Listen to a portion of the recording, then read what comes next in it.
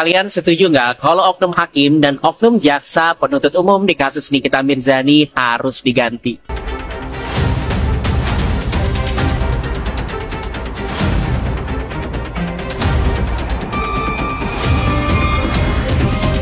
Jadi kemarin sahabat cendol, dalam sidang lanjutan Nikita Mirzani, jaksa penuntut umum menghadirkan saksi bernama Dr. Samira alias Dokter Detektif. Yang dibahas adalah percakapan pribadi antara Nikita, Doktif, dan Dr. Oki serta Fahim. Ya, isinya seputar skincare dan gaya hidup flexing. Ya, semua terjadi di ruang pribadi, bukan di ranah publik, apalagi dengan tujuan pencemaran nama. Tapi bukan sidang Nikita Mirzani, namanya kalau nggak bikin kita garuk-garuk logika. Jadi keterangan ini sangat kontras dengan kesaksian dari saksi korban sebelumnya ya, yaitu Dr. Reza Gladys, yang menyebut dirinya diserang secara personal, bukan karena bahasan skincare. Jadi gini sahabat cendol, pertanyaannya, kalau tuduhan jaksa mengatakan bahwa Nikita menyerang lewat skincare, lalu saksi korban bilang bukan skincare yang dipermasalahkan tapi serangan personal. Lalu sebenarnya siapa yang sedang memberikan keterangan jujur coba? Dan yang paling lucu lagi ya, kalau kita menyebut kulit seseorang itu berwarna abu-abu ya, bisa membuat seseorang membayar 4 miliar rupiah. Apakah ini soal pencemaran ataukah justru persepsi publik terhadap kata-kata yang tidak pernah diarahkan secara eksplisit? Jadi sahabat cendol, dalam psikologi hukum, konsistensi antar kesaksian itu adalah kunci ya. Jadi jika satu fakta berdiri di atas tafsir pribadi, lalu fakta lain berdiri di atas percakapan privat, maka di mana letak kebenaran objektif? Ada apa dengan dakwaan jaksa yang terlihat tidak sinkron dengan saksi korban? Apakah ini soal hukum ataukah soal persepsi? Nah, sahabat cendol, kalau kalian juga mulai bingung, berarti kalian berpikir. Yuk bantu viralkan fakta ini, like, share, komen, dan follow akun ini untuk terus ikutin sidang-sidang absurd yang penuh drama. Kalian setuju nggak kalau oknum hakim dan oknum jaksa penuntut umum di kasus Nikita Mirzani harus diganti? Nah, tentunya sahabat cendol paham dan ingat ya bahwa sejak awal netizen cendol selalu mencoba berpikir positif terhadap proses hukum di kasus Nikita Mirzani. Tapi hari ini sahabat cendol, netizen cendol merasa sudah tidak bisa lagi diam. Jadi kredibilitas oknum jaksa dan oknum hakim dalam sidang kemarin itu patut dipertanyakan. Ini bukan lagi soal siapa yang bersalah, ini soal bagaimana sistem hukum dipertontonkan dengan tidak etis di ruang sidang. Jadi gini sahabat channel, apakah kita sedang menyaksikan proses peradilan atau drama penuh kelalaian? Mereka datangi lagi ke kediaman saya. Pertanyaan kritis pertama. Bagaimana bisa di tengah saksi fakta memberikan keterangan yang bisa menentukan nasib terdakwa ya? Seorang jaksa penuntut umum malah sibuk bermain ponsel dan berbalas pesan. Tetapi setelah suatu hari dia mau santai dan itu Pertanyaan kedua yang lebih serius nih. Mengapa di saat yang sama justru hakim ketua tertidur pulas? Apakah sebuah pengadilan negeri telah menjelma menjadi ruang istirahat?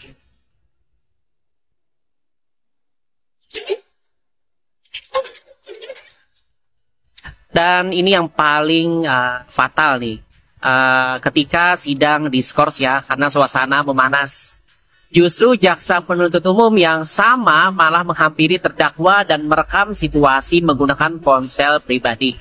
Di mana etikanya? Apakah jaksa sekarang beralih profesi menjadi konten kreator? Nah, sahabat cendol, dalam hukum acara pidana, asas imparsialitas dan due process of law ya adalah prinsip yang sangat sakral. Hakim dan jaksa penuntut umum itu dituntut untuk bersikap netral, tidak menunjukkan keberpihakan, profesional dan menjaga marwah pengadilan. Lantas, bagaimanakah nasib keadilan jika para penegaknya justru mempermalukan lembaga itu sendiri? Ya, saya netizen cendol menyarankan kepada Nikita Mirzani maupun pengacaranya ya, untuk mengajukan keberatan formil dan melaporkan ke Komisi Yudisial dan Japwas.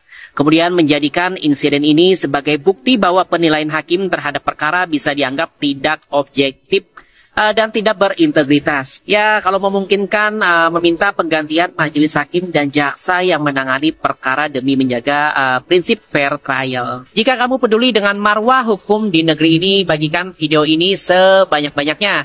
Karena hari ini mungkin kita yang diperlakukan tidak adil, besok bisa saja kamu atau keluargamu yang menjadi korban sistem yang rusak. 20 miliar rupiah cuma buat nutupin review produk skincare, nggak masuk akal. Tapi itu yang disaksiin langsung di ruang sidang, teman-teman. Saksi bernama Doktif terang-terangan bilang, dia ditawari 20 miliar rupiah sama suami Reza Gladys. Bukan karena pencemaran nama baik, tapi karena dia ngomongin produk skincare-nya yang overclaim dan overpriced. Lucunya ya, pengakuan segede ini malah nggak jadi fokus utama persidangan, teman-teman. Padahal kalau bener ada duit segitu buat bungkam, itu udah bukan soal produk. Ini soal kekuatan uang yang berusaha ngatur opini publik. Itu mungkin bisa ditanyakan ke terdakwa, tapi kalau menurut saya awal-awal skincare ini harusnya sadar diri, gitu, bukan sadar menilai. Tapi dijawab pertanyaan saya, yang saya tanyakan, tunggu yang mulia, penasehat hukum, Biarkan dia bicara dulu loh.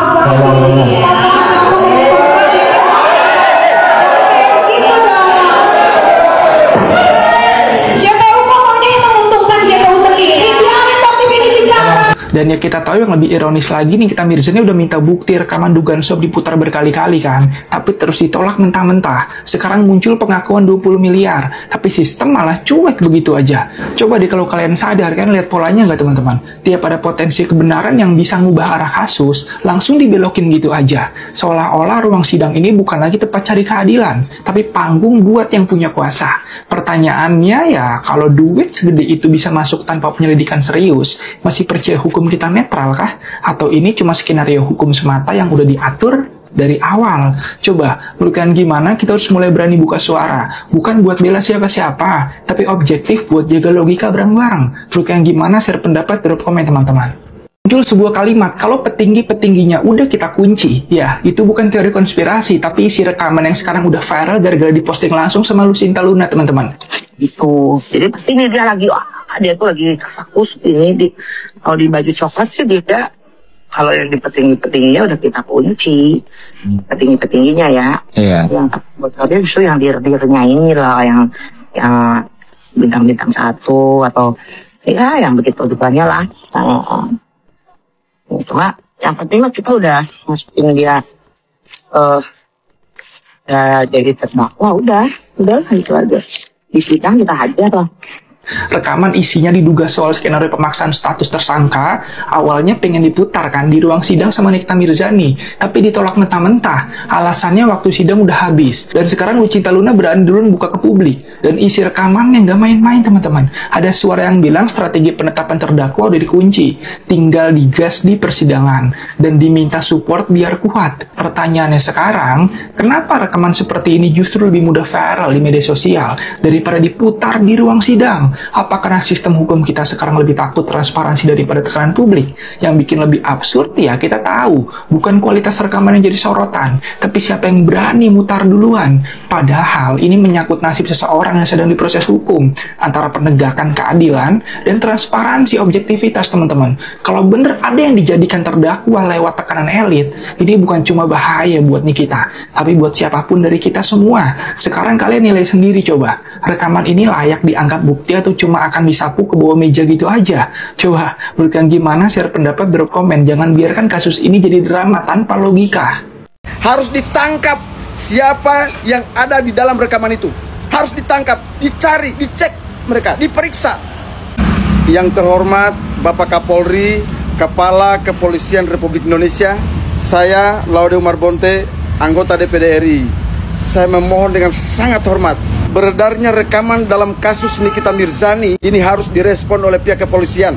Ada rekaman yang beredar di masyarakat bahwa kepolisian, Kejaksaan Agung, Mahkamah Agung itu sudah diatur. Kalau di baju coklat sih dia, kalau yang di petinggi-petingginya udah kita kunci, petinggi-petingginya ya. Yang tapi bocornya justru yang dir-dirnya ini lah, yang bintang-bintang 1 atau ya yang begitu-begituannya lah. Rekaman ini didengar luas seluruh masyarakat Indonesia. Ini harus ditangani, ini harus dicek, ini harus dipastikan, harus ditangkap siapa yang ada di dalam rekaman itu. Harus ditangkap, dicari, dicek mereka, diperiksa. Jangan sampai mereka hanya merusak nama baik kepolisian. Jangan sampai mereka hanya merusak nama baik kejaksaan. Jangan sampai mereka hanya merusak nama baik peradilan kita di negara ini. Saya mohon Pak, dicek baik-baik. Jangan sampai ini dibiarkan. Jangan dianggap sepele Pak, hanya persidangan artis. Jangan Pak, ini persidangan yang diamati seluruh rakyat Indonesia, seluruh lapisan Pak. Saya mohon ini dicek Pak. Dicek, ditangkap siapa yang ada di dalam rekaman itu. Apa maksudnya dia mengatakan bahwa dia sudah mengatur kepolisian? Apa maksudnya dia sudah mengatur coklat, dia sudah mengatur bintang-bintang, dia sudah mengatur kejaksaan, pengadilan? Apa maksudnya Pak? Tolong Pak, ini dicek Pak.